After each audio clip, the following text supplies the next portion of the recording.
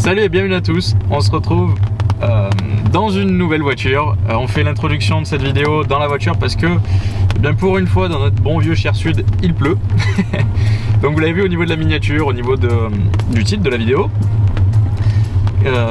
Quand la Fiat 500 électrique est sortie, j'ai été séduit par le design, par ce que proposait Fiat au niveau de la fiche technique. Donc du coup j'ai contacté la concession Turini à Nîmes pour leur demander de me prêter une voiture à l'essai, et comme d'habitude ils m'ont dit oui. Donc un grand merci à eux.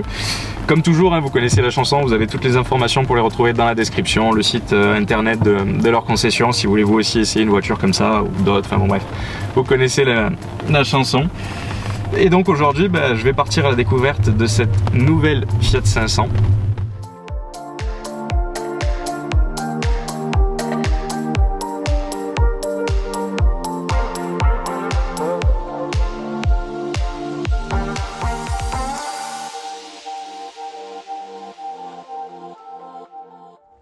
Donc on est sorti enfin de Nîmes pour vous montrer l'extérieur de la voiture, et là il y a des choses à dire. Donc pour commencer, on est sur la version Prima qui est la plus haut de gamme de la Fiat 500 électrique. Tiens, peux-tu te rapprocher? Sur cette plaque sous laquelle, sous cette plaque toute mouillée, on retrouve l'inscription La Prima 500 France 1 sur 500. Ça veut dire qu'en France il n'y en a que 500 exemplaires et qu'on en a une parmi les 500. Voilà, le 1 sur 500, c'est pas que c'est la première. On joue un petit peu avec les mots, mais bon, au niveau du marketing, ça tombe bien.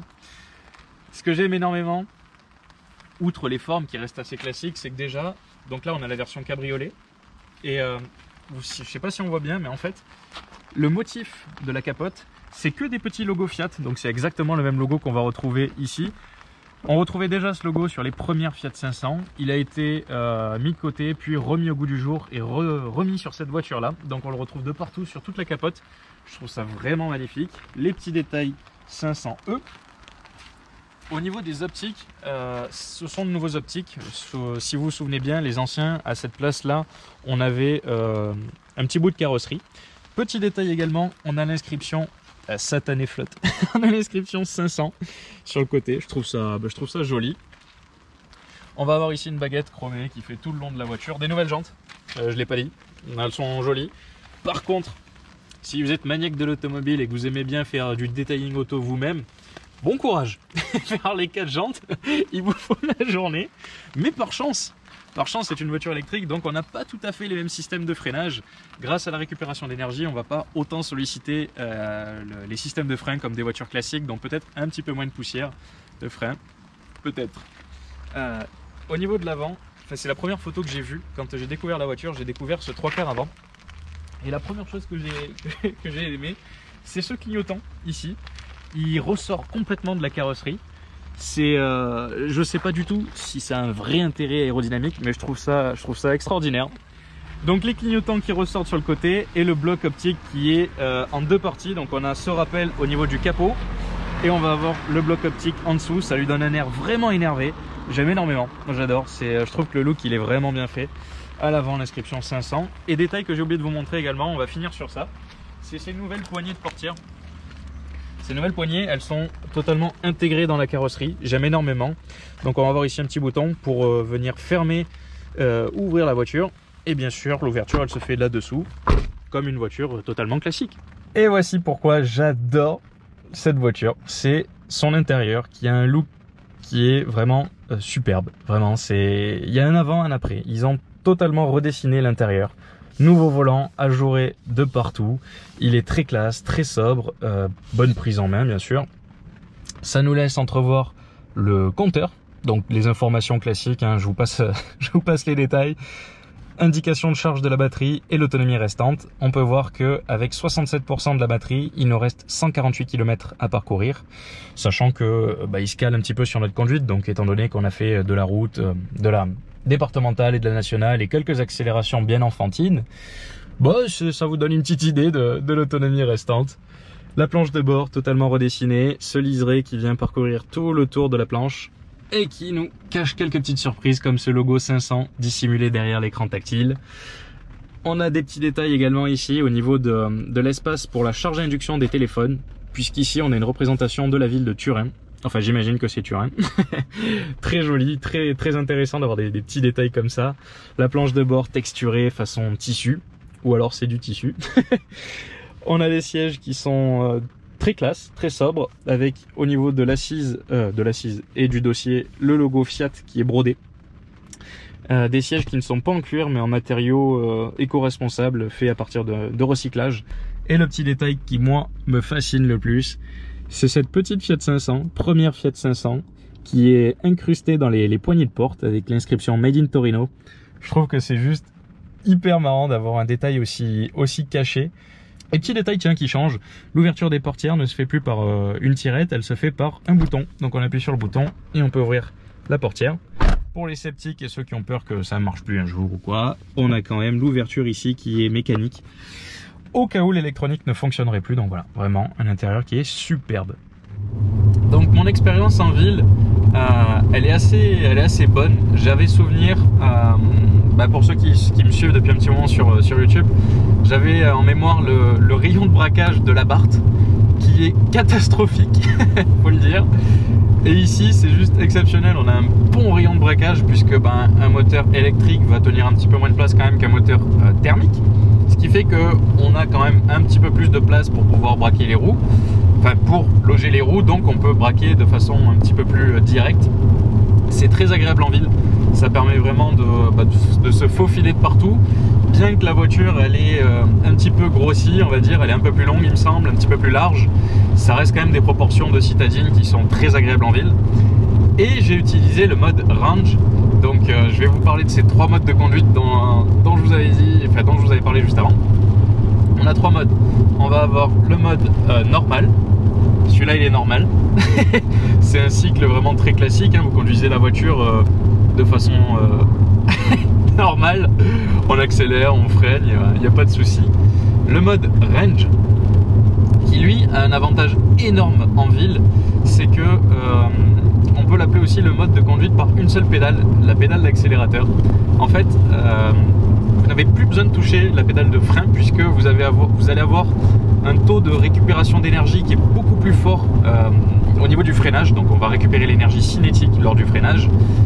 En récupérant cette énergie, on va freiner le véhicule, mais tout ça c'est la voiture qui s'en charge, ce qui fait que dès qu'on va lâcher la pédale d'accélérateur, automatiquement la voiture va se mettre à freiner plus ou moins fort en fonction de la pression qu'on va enlever sur la pédale. Donc si on enlève totalement le pied, la voiture freine jusqu'à l'arrêt complet, et si on laisse un petit filet de gaz, la voiture elle va freiner mais pas s'arrêter, ce qui permet de vraiment anticiper les feux rouges, les panneaux stop, le passage, toutes ces choses-là, il faut réapprendre à les anticiper et ça permet de récupérer énormément d'énergie. Le troisième mode s'appelle le mode Sherpa et je ne vais pas l'utiliser parce que ce mode-là, c'est un mode confinement. On garde que ce qui est essentiel, c'est-à-dire le moteur, les clignots et ça s'arrête là. En gros, c'est un mode où vraiment la voiture elle se met en mode survie. On veut parcourir la plus grande distance possible, donc on va brider la vitesse à 80 km/h. L'ordinateur de bord va gérer lui-même la climatisation, va gérer tous les gadgets, toutes les options de la voiture pour vraiment consommer le moins d'énergie possible. Donc quand je vous disais c'est un peu le confinement, c'est une blague qui est plutôt vraie parce qu'au final vraiment on va garder que les choses qui sont strictement essentielles à la conduite de la voiture, et ça peut vous permettre de rallonger bien évidemment l'autonomie de la voiture. Ce que j'ai remarqué également, c'est que on a un moteur qui fait converti en chevaux, hein, parce que normalement la puissance électrique elle s'exprime en watts. Si on la convertit en chevaux, on est je crois à 118 chevaux. C'est pas forcément extraordinaire si on regarde le parc automobile français. En revanche, quand on ramène ça aux voitures citadines, puisque c'est une citadine, c'est extraordinaire. C'est presque le double de certaines citadines, même que les premières Fiat 500, enfin les Fiat 500 des années 2000, c'est peut-être le double de certaines motorisations. Donc vraiment, c'est une puissance qui est énorme pour une voiture comme ça. Et puis, en véhicule électrique, c'est vraiment puissant. Enfin, on a vraiment cette sensation de puissance parce que tout est disponible de suite. Bon, on n'a pas choisi le meilleur jour, mais bon, c'est pas grave. Souvent dans mes vidéos, vous m'entendez dire que sur le papier, une voiture électrique à puissance égale avec une voiture à moteur thermique, dans la réalité, les performances, c'est pas du tout les mêmes. La voiture électrique, elle aura du couple et de la puissance disponible beaucoup plus tôt. Si vous avez déjà regardé une fiche technique, vous avez souvent vu que sur les voitures à moteur thermique, on vous donne une certaine puissance et un certain couple à un régime moteur donné de 1500, 3000, 4000 tours minute. Ça n'existe pas pour l'électrique puisque la puissance, elle est directement disponible.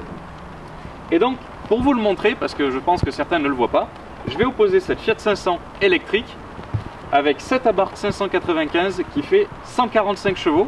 Donc on va faire juste un petit départ arrêté et je vais vous montrer que normalement la Fiat 500 électrique devrait gagner. Ça me plaît pas, mais elle va gagner. Moi je vais me donner toutes mes chances et je vais passer sur le mode normal plutôt que le mode range. 3 coups de klaxon et on part.